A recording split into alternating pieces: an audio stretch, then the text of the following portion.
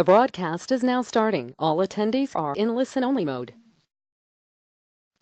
Well, good morning, everyone. This is Katie Giardello with the Michigan Center for Student Success. I'm hoping that there are no technical glitches and that everybody can hear me and see the screen okay. What you should see in front of you is a really lovely picture of the METC campus down in Fort Sam Houston, Texas, and some details about the Michigan Center for Student Success. And hopefully you're all hearing me, but just to make sure that that is true and you're not having any issues and you all know how to interact with us today, take a look at your control panel and see if you can raise your hand and let me know that you are listening and I'm coming through okay. All right. Hi, Ben. I see you raising your hand there. Hello, Diane. Hi, Jeremy, Judy, Mike, Rebecca, Sarah. Awesome. Looks like most people are hearing me okay. I'm going to bring all your hands down. But if you're having any trouble, that's a good way to flag us, to let us know that you need some help.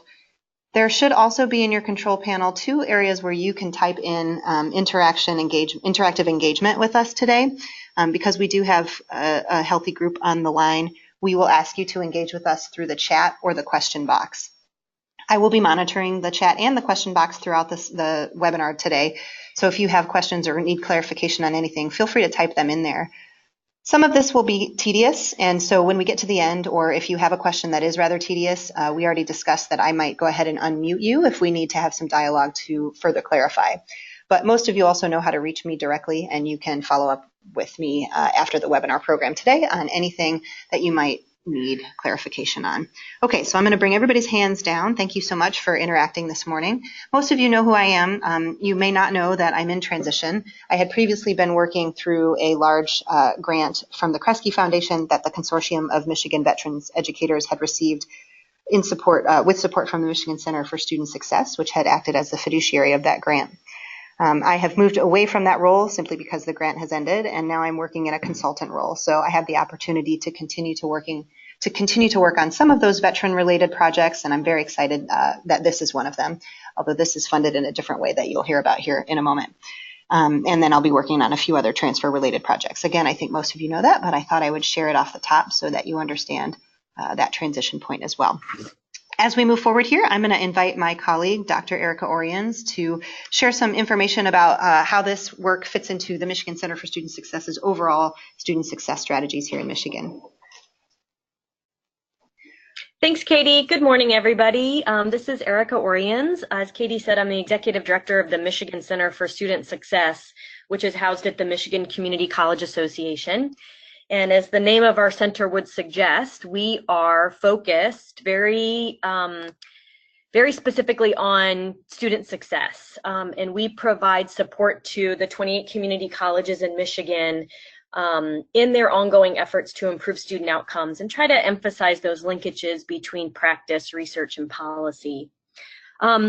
Student success broadly is a term that we use, but more specifically, we really focus on student completion, so students completing certificates and degrees, and then also transfer student success, because Michigan community colleges supply about half of the bachelor's degree recipients to universities in Michigan. So about half of students who earn a bachelor's degree in Michigan had credit from a community college. And so we know how important that transfer work is. The key strategies that we use at the Center for Student Success, and then of course in our partnership with the Michigan Association of State Universities, is to provide technical assistance and support to colleges and universities in their efforts to improve student success. And then we are also interested in increasing coherence across initiatives. We know that many of you are involved in many student success initiatives across your campus, and sometimes it can be hard to see how those initiatives connect together. But I want to assure you that we see that this project with the METC degree bridging partnerships as being tightly connected with a couple of initiatives that we've been working on over the last few years. As Katie said, Michigan received a grant from the Kresge Foundation to support the Consortium of Michigan Veteran Educators, which has been just a really successful project over the last 3 years. And one of those projects in there was to award academic credit for military experience. And some of you were involved in some of that support, which was mostly a course-based approach. So using the resources that are available from military training to award academic credit for those military experiences. That work continues, and of course our partners at the Michigan Veterans Affairs Agency are also continuing some work in that area. But this work here with the METC Degree Bridging Partnership is really focused more on a program-based approach, where colleges and universities have the opportunity to award credit for a whole program to students, of course, because many students that are in the military are earning credit in a specific program area that we could award more than just courses, but whole portions of programs as well. So this is really an extension of that work. It's also very much connected with our transfer work. As I think I don't have to tell any of you that transfer is more the norm and not the exception. We have more students who receive credit from multiple institutions than just a single institution before they graduate. And sometimes that comes from alternative credit, like what we'll be discussing today. And so we see this as part of our multi-pronged transfer approach to serving transfer students through the METC Degree Bridging Partnership Program. So this is really exciting work. I'm very excited that we're able to provide this support to you, that we'll be providing stipends to colleges to do this work as well, because we certainly know that this is work that needs support. It requires a lot of time and attention, and so we're really pleased that we're able to provide the support. I know Katie will talk a little bit more about where that support comes from. But with that, I'll go ahead and turn it over to Katie to talk a little bit more about this specific project. Katie? Awesome. Thanks, Erica. Okay, as Erica said, we are really excited that we can trickle some of the funds down through this project to those of you who will commit to doing this work. Some of you are pretty familiar with METC, some of you probably are not, and we are pleased today to have staff from METC, which is the Medical Education and Training Campus, operated out of the Department of the Defense Health Agency, excuse me. I get this wrong every time we present together, but this is sort of a laddered chain down from the Department of Defense, and it's the Consolidated Medical Education and Training Campus that you'll hear more about from the METC staff who are with us today in just a few minutes. But as you can see on our agenda, I wanted to give you a little bit more context before we dive into the real technical detail about METC's campus and then how their degree bridge partnerships work. So again, some of you are familiar with this and some of you might not be, but Michigan has been an active participant in what we've called the Multi-State Collaborative on Military Credit, which has been coordinated out of the Midwestern Higher Education Compact, or MEC for short. That group actually had been meeting informally for several years, even before any grant funding came to the table. But once the grant funding was awarded in 2014, the MEC really became the fiscal agent and the coordinating centralized kind of point for this initiative. So there have been 13 states who have been participating actively in this METC initiative over the last several years, more than 3. But I have had the good fortune to represent Michigan over the last 3 years in my role. And I'm pleased to share with you that Sarah Mellon, who some of you know from Michigan State University, has recently taken a new job with the Michigan Veterans Affairs Agency as their new educational analyst. And some of you on the line are also interested in the grant program that MVAA has supported or is supporting over the next year to support your campuses in creating more direct equivalencies for military training and experience.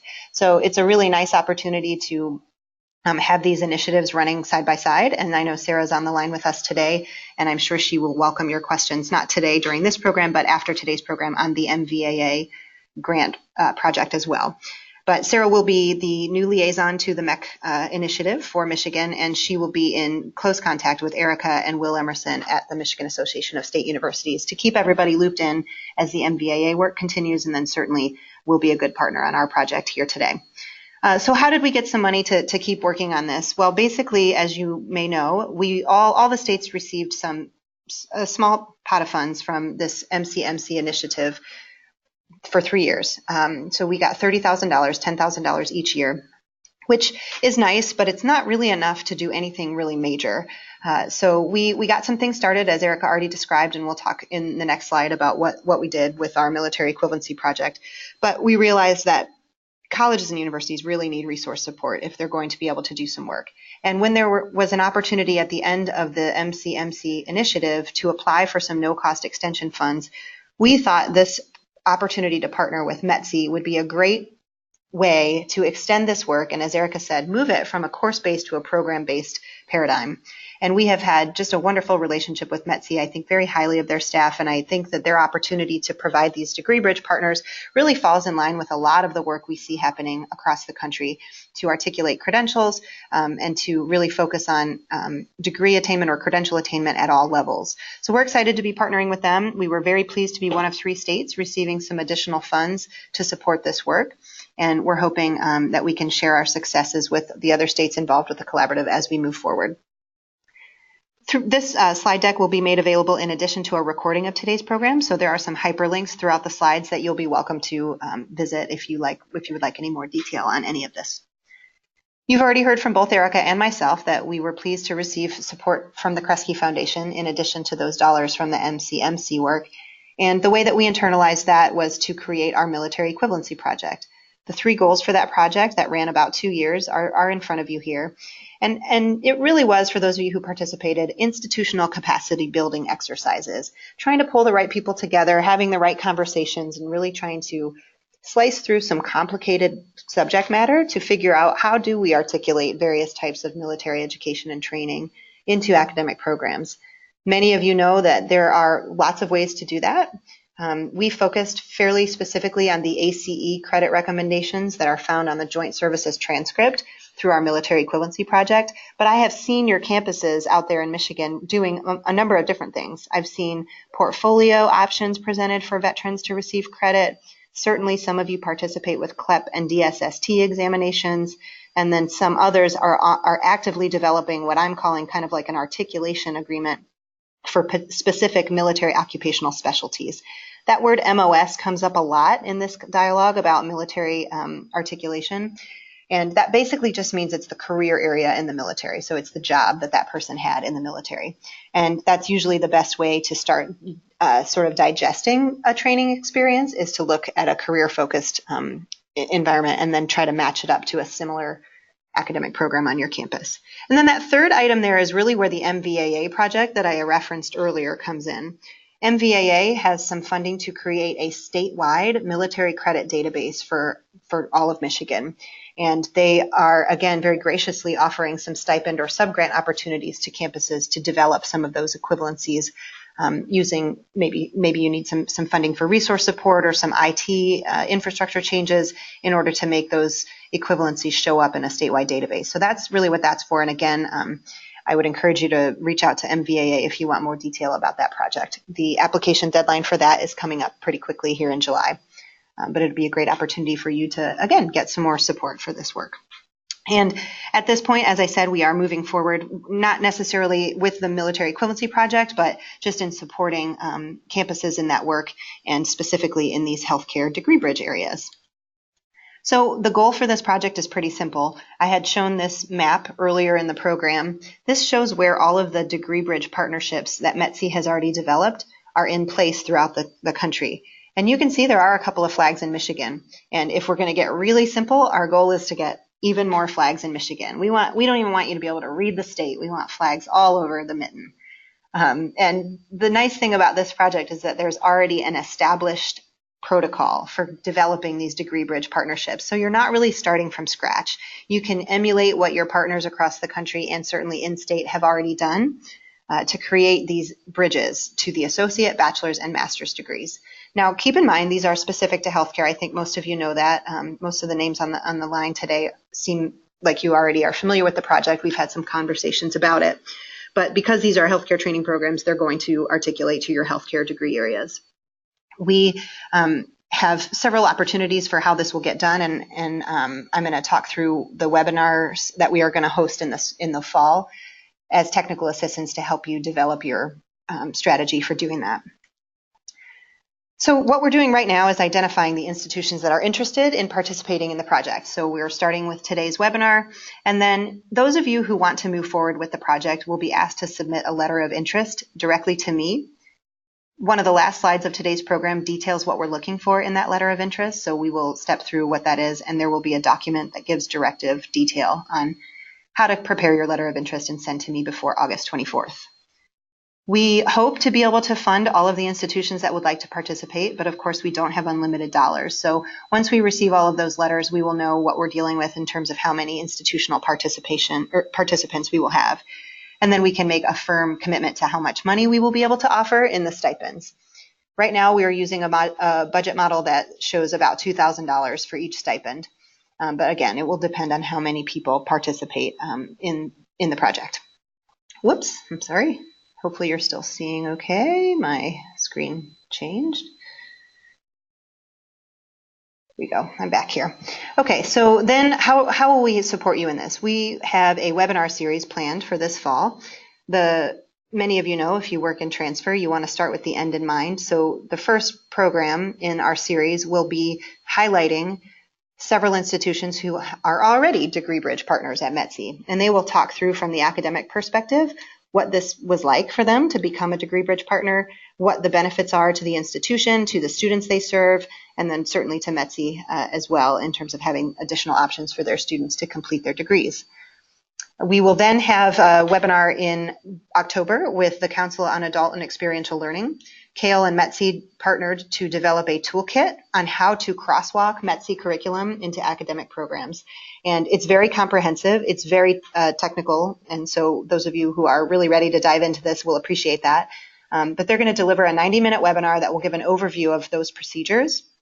And one of the reasons why in the letter of interest we are asking you to identify which program areas you're interested in is because CALE will then be able to highlight curriculum from the program areas that you all are interested in.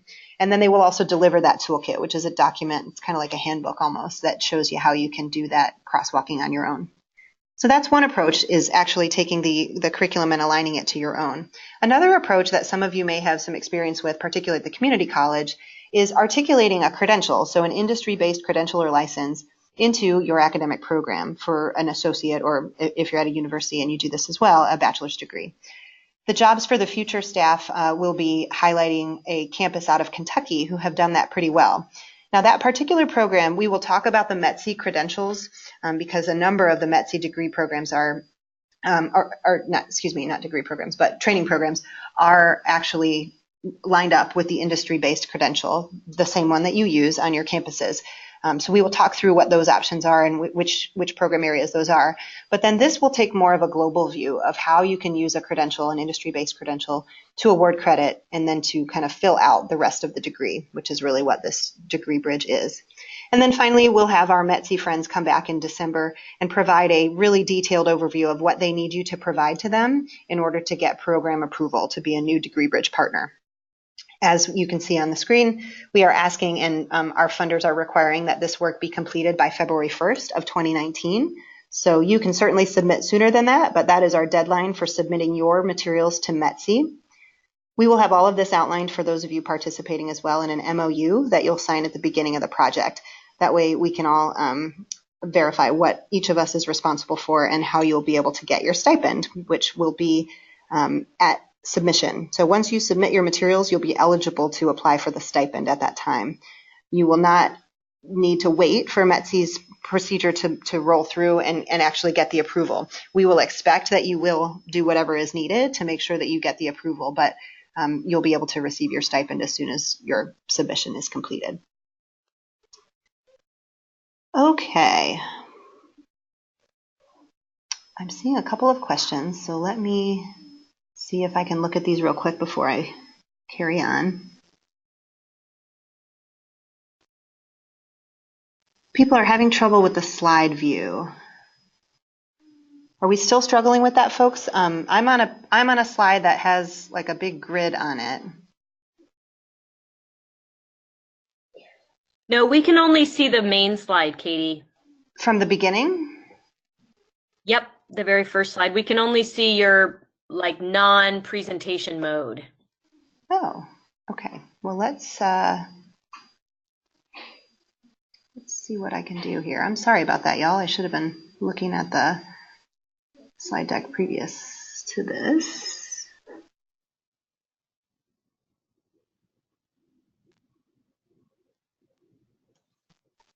All right.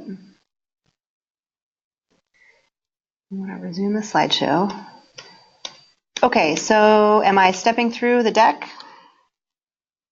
Yes. Okay, so you missed this. This is a timeline of the MCMC. You missed this. This was our military equivalency project. Sorry, y'all. Great, thank you. So several people are commenting that this is fixed now. Okay, and here's the map slide that you were probably really sad that you missed because we want those flags to cover up the mitten, as I said earlier.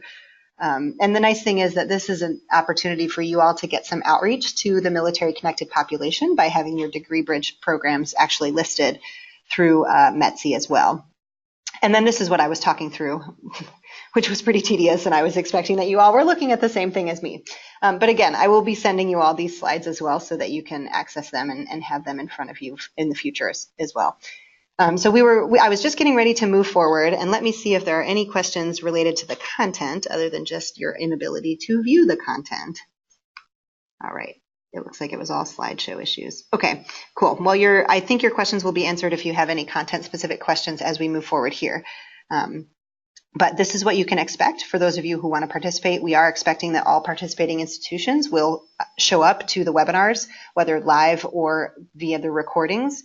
Again, that's our opportunity to show you how you can do this work. Some of you may already have an idea of how the work will be done, but you'll have that support as we move forward. All right, now let's see if I can keep advancing. Excellent. Okay, so now we are going to have Mr. Barry Moore come on the line, and he's going to give you a quick overview of the METC campus. Some of you saw Barry at our workshop on this topic in September, which was a pre-conference event for the CMVE conference. And so we've shortened it up a little bit, the briefing, but I know some of you are not familiar at all with METC, so hopefully this will help you understand what METC is, what they do, and what the Degree Bridge partner program that they have supported for several years now actually is. So Mr. Moore, I will invite you to come on the line now. Good morning, Katie. Hello, thank you for allowing METC to be a part of this. On today's brief, Mr. Hall will have the pleasure of discussing METC, and I'll be in the second chair. All right, so let's go ahead and get started. So, we definitely want to welcome you all to our medical education and training campus. We're very, very excited about this project and what we're doing, and we know that it can help a lot of students, especially right there in the state of Michigan. So if we can go ahead and move forward. So, next slide. So within the METC, our mission is to train the world's finest medics, corpsmen, and technicians. We put a lot of pride in what we do. We make sure that we have our instructors, all of our personnel that actually help out with that mission. They really put a lot of focus on making sure that we produce the finest medical professionals around the world. And if you were to come to our campus for a visit, I think that almost anyone would be extremely impressed by what you would see with the technology, with the instruction, with the motivation of our students and staff. It's definitely a sight to see. Next slide. When we talk about the finest medics, corpsmen, and technicians, we really focus on three main areas. Even though each person will have it in their mind and in their heart exactly what that means to them, we really want to make sure that we're producing the finest purveyors of their technical craft, that students that know exactly what to do, when to do, how to do it, and more so, why to do what they're doing so we can put that medical puzzle together. We make sure that they leave here skilled. Our personnel, they train actually in a classroom environment. They train in a clinical setting when appropriate. They train in a tactical setting when appropriate. And they train their skills on each other. So they learn to get medical confidence here at the METC. And we make sure that they have the knowledge and the commitment to do what they have to do, even if they have to perform those duties alone. We make sure that we have the finest service members anywhere around the world. So we really emphasize them being professional, being courteous, being fit, so that no matter where they go in any kind of environment around the world and they join another service members, people will respect them for how we've raised them and mentored and groomed them here at the METC. Everything that they do inside the academic setting is done here on our medical campus. Everything that they do otherwise, they do it with their own military branches. So the Army does physical fitness with the Army, the Navy with the Navy, Air Force. They learn how to be service members within their own respective services, but they also learn how to be medical professionals working in a joint environment, getting the skill set and the expertise from all of our service members combined together. We also want to make sure that when they work in a joint setting, meaning that when they normally go downrange or go on a deployment or have to go where the mission is very rigorous or very tough, they'll be very familiar with how to work with each other, and they can blend in and do that well. Next slide. So train for the mission and educate for a lifetime of service. Training for the mission is what we do well here. As I told you before, we have our students practice when appropriate in a classroom setting, in a clinical setting, and in a tactical setting.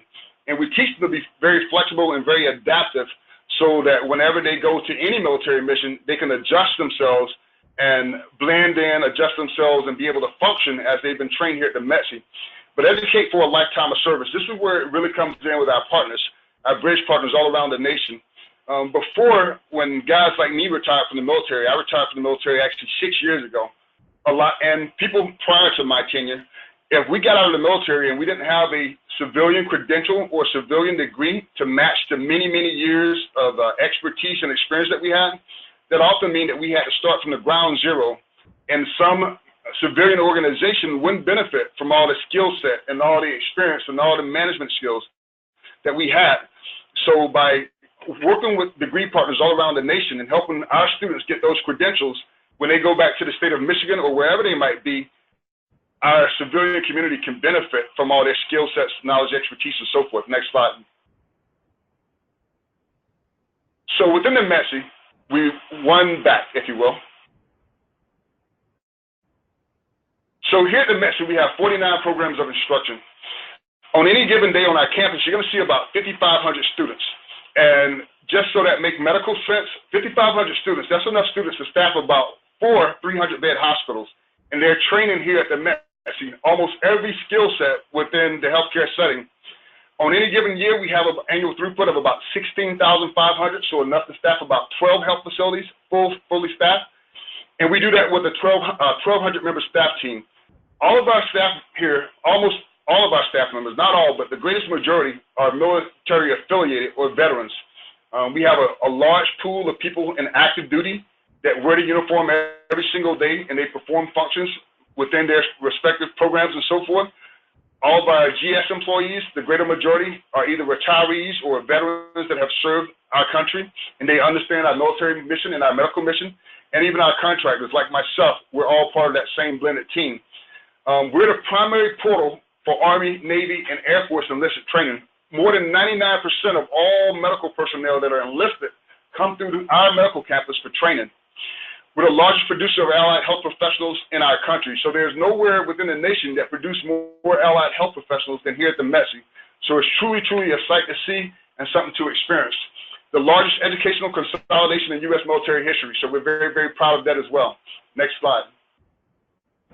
So here at the METC, we have, again, those 49 programs of instruction, and 36 of them are consolidated. And you will see this when you start to look at our curriculum and so forth, to develop the degree bridge pathways. Whenever you see the word consolidated, that means that at least 2 programs are working side by side every single day, using the same curriculum, the same classroom plan and so forth, and they graduate together. So consolidated programs. And then a single service programs mean that those programs, those teaching programs, learning programs are so unique, or the environment in which they will function when they leave the METC is so unique that those programs are single service, they stand alone, so that working together in a joint setting won't reduce the learning effect. We really want them to be maximally trained when they leave here, so we don't want any distraction from what they really need to know. So when the environment is so unique and the performance skill is so unique for a certain career program or occupational program, then those become single service programs. 5 of our programs here at the METC train U.S. Coast Guard members, so very, very proud of that. So we touch all of the services. Our behavioral health program actually train U.S. Marine Corps personnel, because mental health is such a big, big issue, especially for our soldiers, sailors, airmen coming off the battlefield, and Marines coming off the battlefield. So if we can train a plethora of people about behavioral health, and we have people really, really close at hand, it really helps our force a lot. We maintain strong relationships with our AMED Center and School, our Army Medical Department Center and School. They have an International Military Student Office where they coordinate for medical personnel from different armies and navies and air forces around the world can come to the AMED Center and School, tag into a program here at the METC, and they can be in our training environment. So our students actually learn how to work with all the services, and they get to work with other militaries from other countries around the world, which is a huge benefit on creating a student or a person that can function in an international environment. Next slide.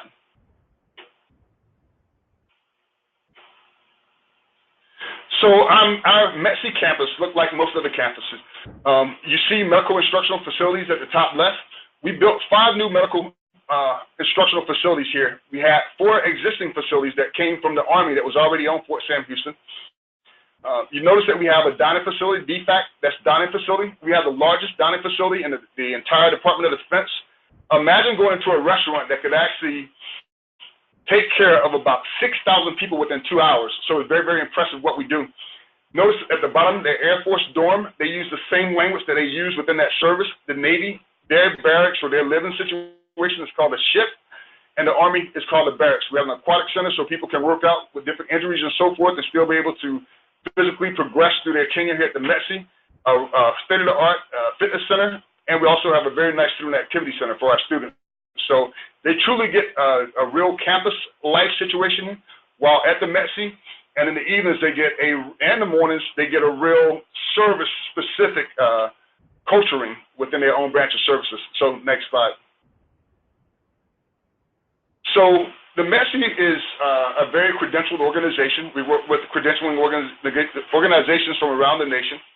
So we are nationally accredited with the Council on Occupational Education, as you see there.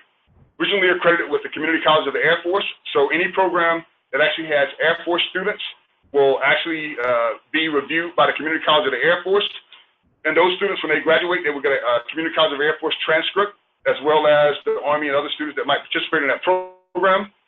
The American Council on Education, they make recommendations to colleges and universities around the nation, basically a transcript that shows what we teach and how that teaching can be applied to civilian education and so forth. We have programmatic accreditation. 16 of our programs are programmatically accredited, 1 programmatically recognized, and we help our students while they're here at the METC to get certifications and licenses. So certain programs that are here at the METC, upon graduation or prior to graduation, those students can test 1 time where the service pays for them to get a civilian credential. By example, our radiology technician or our laboratory technicians and so forth. Next slide. Our next slide actually demonstrates those 16 programmatic accreditations. And if you can see that, you can see that our dental program, our cytotechnology program, cardiovascular programs and so forth, they've all been accredited by the accrediting bodies that actually give licenses and so forth. Next slide. So we really put a lot of emphasis on the transition and service member. And when it comes to the transition and service member, it's really all about credentials. Back in the day, years have passed, people could work in the medical field just by having experience. People could work in the medical field if they had a certificate. Some people had to have both degrees and a certification. But now, as we move more forward in the 21st century, almost the greater majority of our medical skill sets, they have to have a civilian credential, which means that they might have to have both a degree and a certification. And some programs won't even allow you to have a certification unless you have a degree in advance to take the National Certification or Licenses Board. So that's why we really put an emphasis on trying to make sure that we work with our degree bridge partners to develop these programs as soon as possible and as user-friendly as possible for our military veterans. So when they go out into their own home states or whatever state they might decide to live in, when they move out of the military, they can be as beneficial to those local populations as possible. Next slide. So when you get our curriculum and you start looking at what service members do, normally unless you have someone who actually was in the military or in the military medical community, they probably won't really understand the equivalent of what we do here within our military occupational specialties and so forth. Sometimes there is no civilian equivalent to what we do. By example, our 68 whiskey program, those students actually, while going through their program, within just a few weeks of being here at the METC, they take their EMT certification. And we have the highest EMT pass rate within the nation right here at the METC. We produce about 9% of the nation's total EMTs. When they graduate that program, they also do clinical skills. They also do field tactical skills. Some of the skills that they do are normally done by a PA, some normally done by a doc. But those 68 whiskeys, young medical professionals, 18, 19, 20 years old, they do all of that within their career occupational specialty. And that's hard to describe sometimes. and there's several other programs here at the METC that are very similar. Some of our career fields don't require credentials. One that does actually is our laboratory technician, because when dealing with blood is so important and how blood can contaminate or affect the entire body, those personnel, we put them on a track to get their credential as soon as they graduate their program here at the METC. But some programs don't require credentials, so there's no pathway that we can put them on, and that's what we really rely on our partners around the nation to work with us to develop a really, really strong degree bridge partnership that can give them credits to say, hey, I know that you're EMT trained, and this is what we can give you for that, but I also know you're doing some PA skills, so let's look at that and see what we can delve out for that. But I also know you're doing some leadership stuff and some supervisory stuff. So we really, really work closely with those degree bridge partners to try to make it as user-friendly and as appropriate as possible for that military professional, because they leave our campus, and especially our military, with high credentials. Next slide. So when we talk about our degree bridge partnerships, right now we have partnerships with 64 colleges and universities around the nation. We have 549 active degree bridge pathways. We've had as many as 900, but sometimes the college or university might get rid of the program. They might no longer offer a certain degree path, and that's how they fall off. But we've worked hard here to really, really create something that's great for our degree bridge partners and beneficial for our military students as well. We have ongoing collaboration with 40 educational and non-educational partners. These are agencies that advocate veterans, that advocate the military, advocate medical veterans and so forth, and they help us in our pursuit to try to partner with universities and colleges around the nation. I talked to you about our Community College of the Air Force affiliation. We also have affiliation with George Washington University, in which they give our students transcript in our laboratory program so that they'll be able to more quickly complete their associate's degree so they can apply for their credentials and higher credentials, higher level certifications within their career field. University of Incarnate Word is another one of our partners that does so as well. We're very, very proud to say that we are an independent branch campus of the Uniformed Services University, College of Allied Health Sciences. And with that partnership, some of our students that graduate, eventually all of our students, but we're staging certain students to different programs of students are coming on at different times until we can get all of our students on board. But this is a huge win for the METC and for our military students, because when they graduate different medical courses here at the METC, the Uniformed Services University, College of Allied Health Sciences, will give them an actual transcript in which they can actually take to a school that will give them a very specific amount of credits. And of course, having a transcript, more of those credits can link over to that new school that they might pursue and so forth. But that's very, very beneficial. Some students that come here, having already taken their general education, when they complete their METC course, they will have enough credits to even graduate with an associate's degree. And recently we had a program that graduated where 6 of the students walked the stage with both a certificate for their program that they graduated and a associate's degree from the Uniformed Services University. So very, very important for us to give those students that credential and opportunity as soon as possible. And again, that makes it easier for our bridge partners when they get an official transcript versus getting a joint service transcript that they're trying to interpret and so forth. We work with our Education Service Office on Fort Sam Houston all the time to make sure everything that we're doing with our degree bridge partners is legal and not affecting their DOD partnership or affiliate certificate and so forth. Next slide. So to date, we've graduated over 120,000 METC alum now, actually about 132,000 to be exact. Our service members, when they become veterans in our community, it's very, very important that about 50% of every person that joined the U.S. military, about 50% will get out after 4 years or less. Some at 2 years, some at 3 years, some at 4 years, depending on the service that they joined and the contract that they was given when they came in. So imagine people that have the experience, as we talked about the 68 whiskey.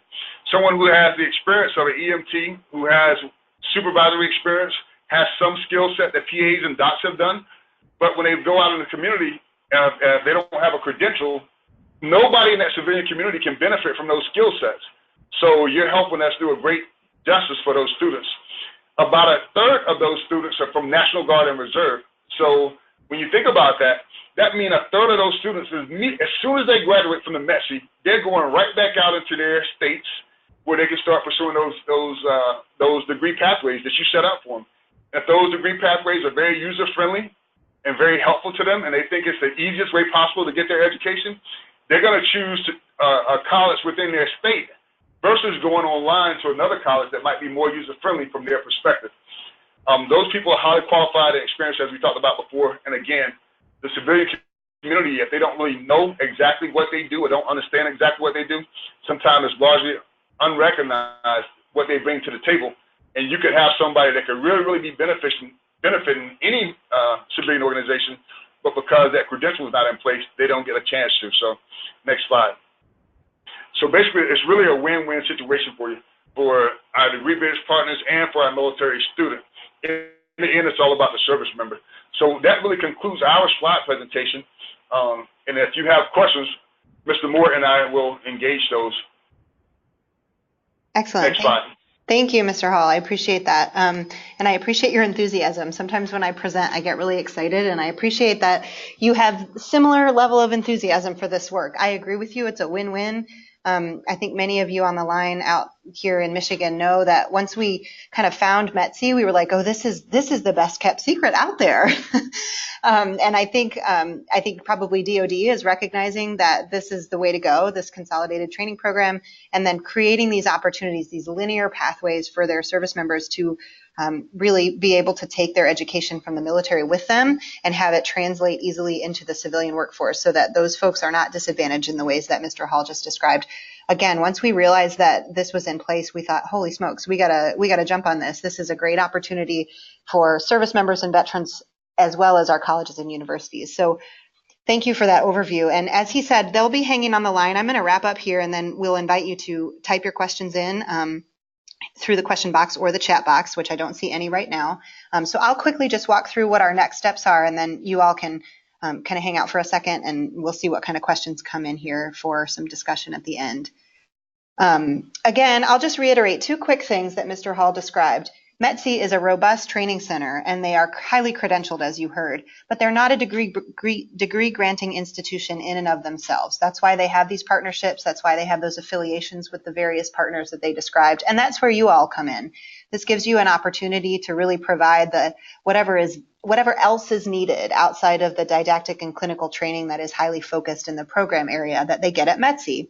Your campus comes in, and I know at Kirtland Community College, which was one of the newest METC degree partners in Michigan, it was pretty simple for their academic unit to put together an basically online-based gen ed curriculum that wrapped around the surgical technology training that the students receive at METC in order for that service member to complete an associate degree without ever leaving Texas.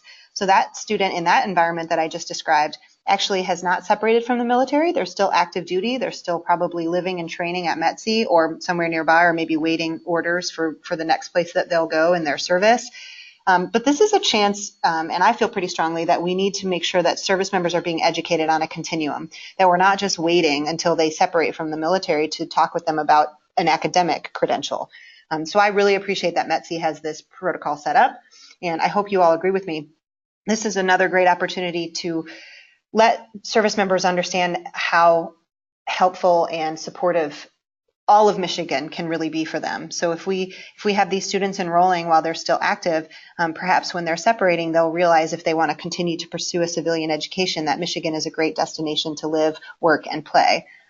Certainly, if you haven't heard the Pure Michigan commercials down in Texas, we need to get somebody on that, because even though Texas is a beautiful place, Michigan certainly is too, to live and work and play.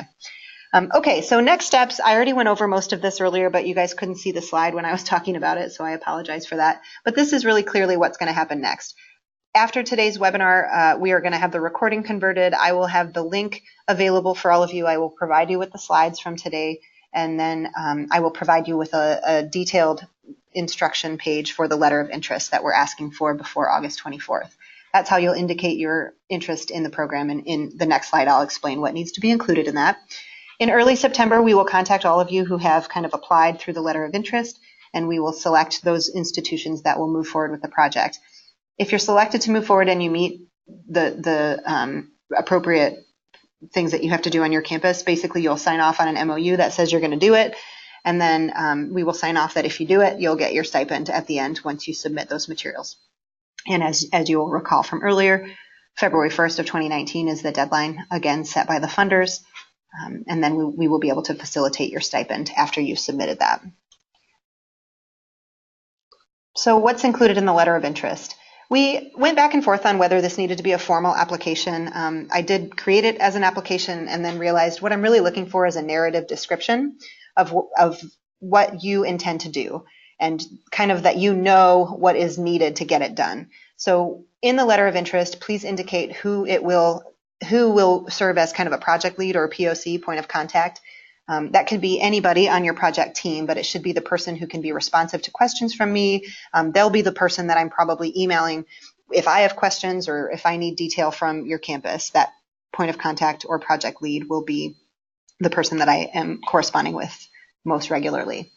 But we do want to know that you've thought about other people on your campus. This is, most of you know if you've heard me speak about military credit, it's not a one-off. It's not just the registrar or the veteran services person or a single academic unit that can create military credit articulations. It really is a multi-unit or cross-departmental effort. And so we want to be sure that you understand that and that you've articulated that in your letter of interest, that you know who else from your campus will be participating and what role they'll be playing. So you might have somebody from the records office who is participating because they need to be the person who helps you internalize a business process for awarding these credits based on the METC credentials. You might have somebody in your veteran services office who is going to be sort of the liaison to the military lingo. I always say that you need that translator. We have a lot of highly technical jargon, both in the military and in academic units, and we need somebody who can kind of translate both of those languages. And then it might be somebody in your academic departments, in your program areas. I would expect that somebody in your program area or perhaps in the dean's office would be on the project team as well. And then we want to know, as I said earlier, we want to get a sense of which program areas your campus is considering. So we provided links and you'll be able to easily see on the METC website what their catalog looks like. They have those 49 program areas, so you can read off those to yourselves. And then we also have, and you'll see on the letter of interest instructions that I'll be sending you all, a list of all of the credential-based programs. So some of you might be interested in taking this project, taking the opportunity to use this project as a chance to try out that idea of articulating a certificate or credential into your academic programs. And so if you want to do that, you'll want to choose one of those areas that is already directly linked to the civilian credential, which again, you'll see on it's an appendix on the letter of interest. And then I said this earlier, we don't know exactly how much money we can offer in the stipends until we know how many institutions are participating. But as it is right now, we are estimating around $2,000 per institution. We think that you could use those for a number of things. METC does educator tours on a regular basis, and typically they do not release their curriculum until or unless an educator does a tour and visits the campus. They have agreed to waive that requirement for those of you that are selected to participate in this project, but I will encourage you to consider it if you have budget and time, and you can certainly correspond with Mr. Moore or Mr. Hall in order to see when they have those tours. Texas is a nice place to visit. I have not actually been to the METC campus yet, but I've heard from people who have that it's a really eye-opening experience, and it helps you see very tangibly how similar the academic program and the METC training programs are. But again, they will release the curriculum to those of you who are participating in the project without the visit, but that would be a nice way to use those funds if your staff or your project team wanted to make that visit. You could use it to have meetings on your campus. You could use it to pay personnel or offset somebody's salary. Those are just a few different ways that we see those stipends coming into play. Okay, so there's a question here that looks like it's probably more so for the METC folks. I am going to pull up this last slide here so that you have everybody's contact information. I will be the support and project consultant here in Michigan, so you can reach me there, and certainly I can share my phone number, but email is probably the best way to correspond with any of us. And then you heard briefly from Mr. Moore, who introduced Mr. Hall, and then Mr. Hall gave kind of the overview. I think Mr. Hall handles the day-to-day details, and Mr. Moore handles kind of the leadership of that unit, but you could certainly correspond with both of them if you have need to contact the METC staff. So I'm going to read this question off, and then Mr. Hall, if you would like to, or Mr. Moore, if you'd like to respond. The question asks, does the military support the student if they are completing a concurrent online education program at the same time as their METC program? No. while the students are here at METC, they cannot use tuition assistance. Oh, Um, I didn't realize that. Okay. and they don't have time for the GI Bill. Matter of fact, they don't have time because there's an accelerated program at METC. They don't have time to take additional coursework. Okay. So once they complete METC, tell me if I have this right. Once they complete your program at METC, likely they're going to be getting an assignment to move somewhere else and perform their function that they trained for. That's correct. And then That's correct. at that time, I'm sorry. Go ahead. that's okay. At that time, they would be eligible to use their TA dollars and pursue the additional education. Is that right? Well, there's a caveat to that. Each service is different. I just read something that the National Guard will have opportunity to use TA as soon as they get back to the Guards. Army, Navy, and Air Force all have different criteria on how quick the service member can use TA. Unless something changed, the Army, they had to wait a year. The Navy has other criteria before they're able to use TA, but it usually occurs somewhere within the year or right after that year, depending on how they go with advancement tests and things like that. And the Air Force have their own criteria. So each service have a criteria that the service members must meet before they start using their TA. But it's not something that is labor intensive. It's just a process as they check on board and do the requirements that is needed by that institution before they could get engaged. Excellent. Thank you for clarifying that. What other questions? I don't see anything else in the chat box at this time. But you are all welcome to correspond with myself or the gentleman from METC if you do think of other questions. Hopefully you agree with us that this is a great opportunity to kind of take your work in supporting the military connected student a little bit further on your campus. And hopefully we will see all of you submitting letters of interest and indicating your interest in this. I will be talking with other populations about this project. I will have the opportunity to talk with all of the community college CAOs later this week about this project, and I'm looking forward to answering any questions they may have about this work. Similarly, we have corresponded through MODAC, which are the occupational deans in the community college sector, and are looking forward to partnering with the Consortium of Michigan Veterans Educators and, of course, the macro organization who are highly involved in transfer work.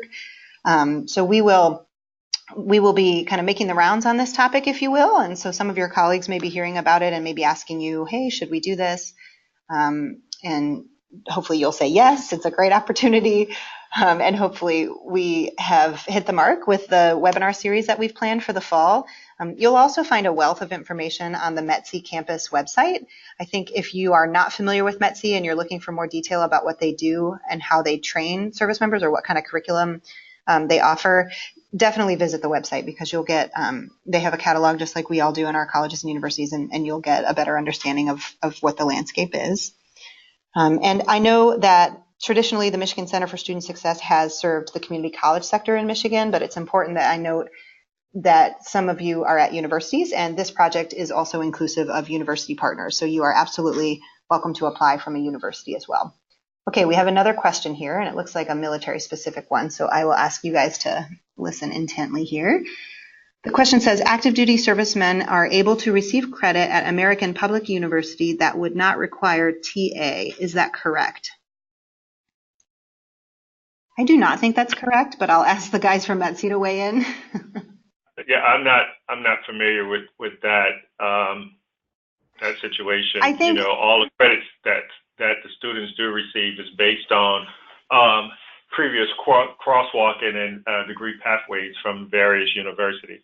So Rebecca, your question, you are kind of correct. They can get the credit for the METC training without having to use TA dollars. There's no financial transaction there. The APUS has just already evaluated those training programs in order to give that credit. So the student does not need to use those TA dollars or wait for any kind of TA timeline that Mr. Moore had described earlier in order to get the credit. If I understand your question correctly, I think you are correct in that way. Where I said it was not correct. Katie, go ahead. I'm sorry. So let me just say this as a point of clarification. All of our bridge pathways come with a pre-planned degree pathway, and all of them have assigned credits in which the students can get if they chose to participate at that particular university. But I wouldn't identify as the student received credit. I would say that this is what the university is offering if the student decides to attend that university. So I think it's a little wordsmith there, but I wouldn't say the student gets credit. I would say this is what the university or college is offering. Sure, that's how they're recognizing the previously earned competencies. That makes sense. Okay, and it looks like that helped with the question asker. Any further questions before we get off the line here? Well, as I said, you all know how to reach us, and I appreciate everybody's attendance today. I certainly appreciate Mr. Moore and Mr. Hall and the excellent overview that you gave and your willingness to partner with us in this way. We hope that this project is successful and then that all 12 other states want to do a similar project with you and open up those options for your service members. I think a lot of what you guys do, and we appreciate the opportunity to partner with you in this way. I'm going to go ahead and shut us down here, and I will wish you all well on this Monday. And you will be hearing from me, those of you who are registered or on the line today, you'll be hearing from me with those follow-up details that I promised earlier. Thanks, y'all. So you said this the fourth time.